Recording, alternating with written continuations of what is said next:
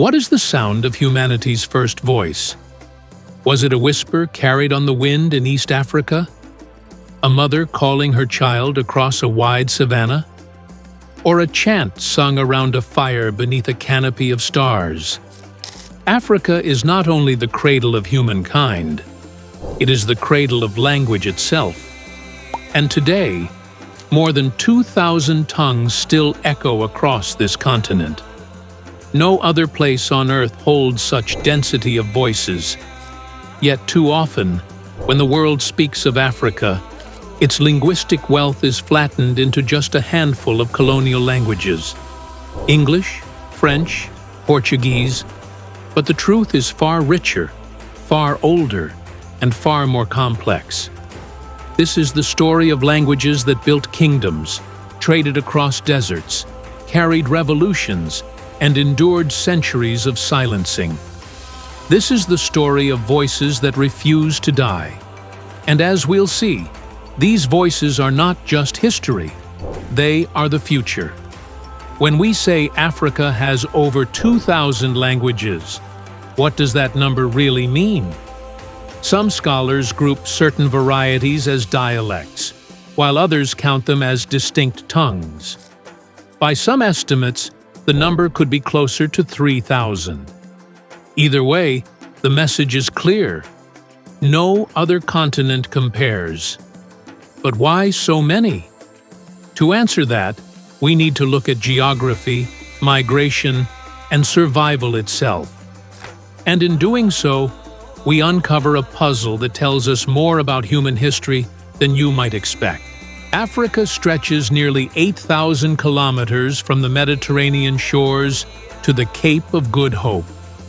Across deserts, rainforests, mountains, and savannas, communities often lived in relative isolation, developing unique ways of speaking over millennia.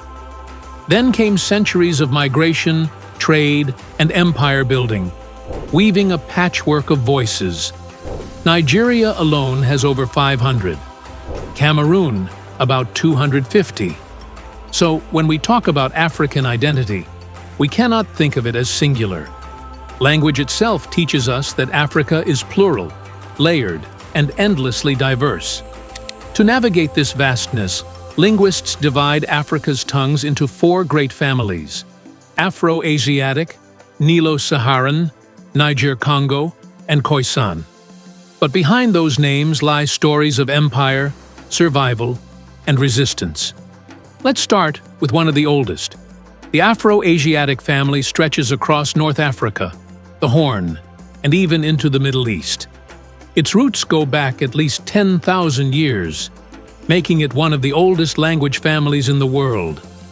Among its branches we find Ancient Egyptian, the voice of hieroglyphs etched in stone; Berber languages like Tamazight, alive across Morocco, Algeria, and Mali; Semitic languages such as Amharic and Tigrinya in Ethiopia and Eritrea; and of course, Arabic, the language of the Quran, trade, and science.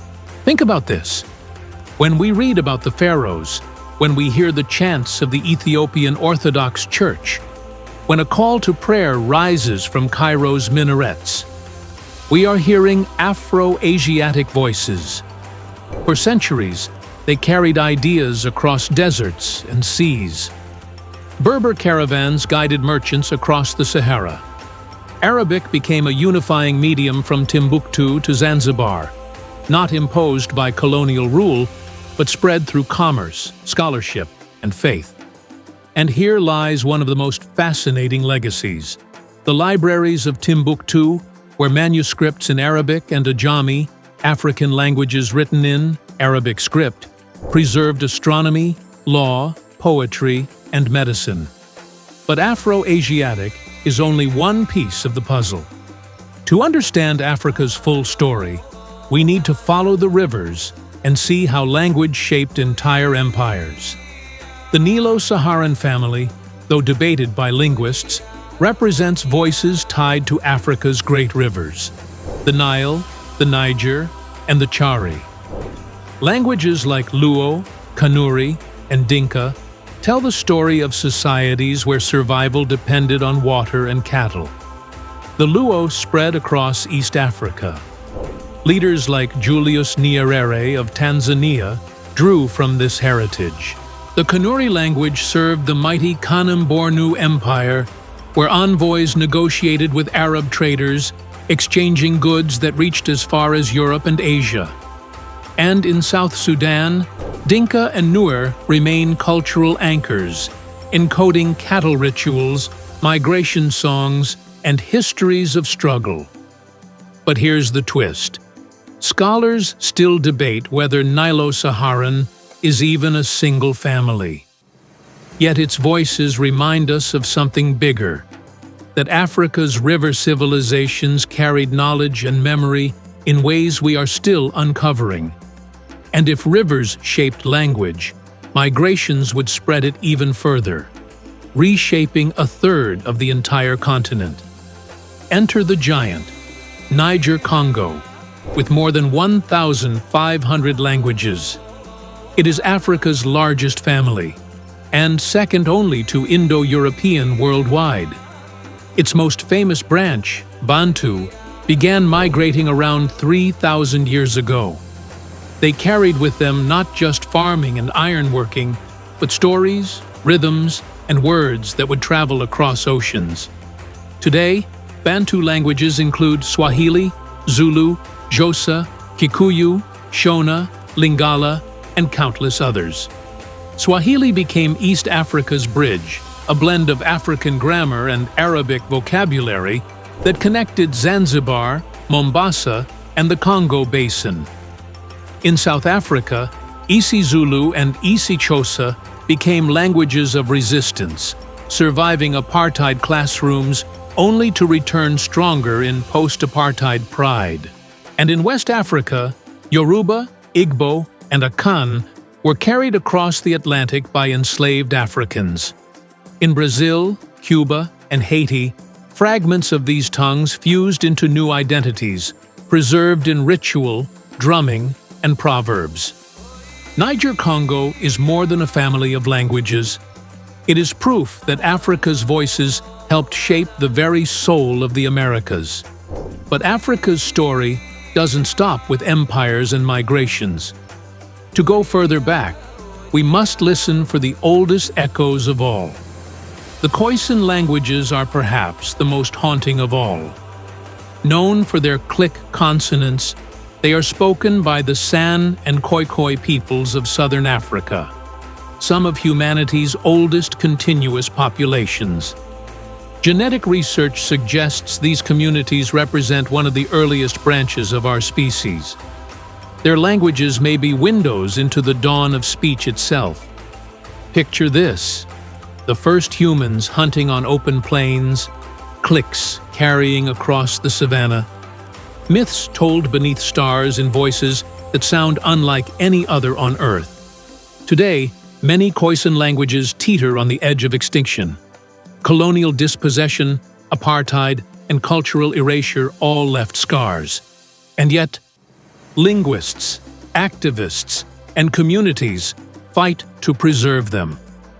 Each click that survives is not just a sound, but a memory stretching back tens of thousands of years. And just as Africa's spoken voices endured, so too did its written ones, in ways the world often forgets. Africa is too often imagined as oral, but the continent has some of the world's oldest and most diverse writing traditions. Egyptian hieroglyphs, carving eternity into stone. Ge'ez script, still alive after 2,000 years in Ethiopia and Eritrea. Nsibidi, a symbol system in Nigeria for ritual, art, and secrecy. Ajami, Arabic script adapted to African languages, spreading poetry and scholarship. And the modern Nko script, created in 1949, proving Africa still invents new ways to write its voices.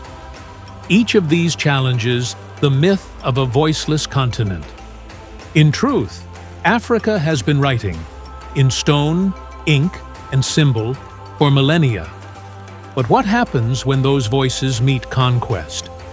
The 19th and 20th centuries brought colonial conquest. European powers imposed English, French, Portuguese, and Spanish as official tongues. Indigenous languages were banned in schools, excluded from government, dismissed as primitive. Children were punished for speaking the voices of their ancestors. The scars were deep. In Senegal, French dominated the classroom while Wolof lived in the streets. In Nigeria, Hausa, Yoruba, and Igbo were sidelined in favor of English. In Angola, Portuguese was the language of upward mobility, while local tongues were pushed into whispers. Yet whispers endured. African languages hid in kitchens and markets, in proverbs and songs. They survived. And now, in the digital age, they are not just surviving, they are being reborn. Today, Africa's languages stand at a crossroads. Some are endangered, spoken by only a few elders. Others, like Swahili, Amharic, Yoruba, and Zulu, are rising across borders. But something new is happening. Wikipedia pages in Wolof, hashtags trending in Hausa, AI models trained to hear Xhosa clicks and Somali tones, apps teaching children the tongues of their grandparents. Governments, too, are changing course. The African Union has adopted Swahili as a working language. South Africa recognizes 11 official tongues. Rwanda champions Kinyarwanda as a unifying voice. The message is clear. Africa's future will not be silence. It will be reinvention. So what do Africa's 2,000 voices tell us? That diversity is strength. That every language carries history in its breath. That when a language dies, the world loses a way of seeing, a rhythm of thought. And yet, Africa's voices endure. They sing in churches and mosques. They rap on street corners. They echo in classrooms and pulse online. We began by asking, what is the sound of humanity's first voice? Perhaps the answer is not one sound, but many. Not one language, but a chorus. As long as Africa speaks, in 2,000 voices and counting, humanity continues its oldest conversation. This was the languages of Africa. Over 2,000 voices,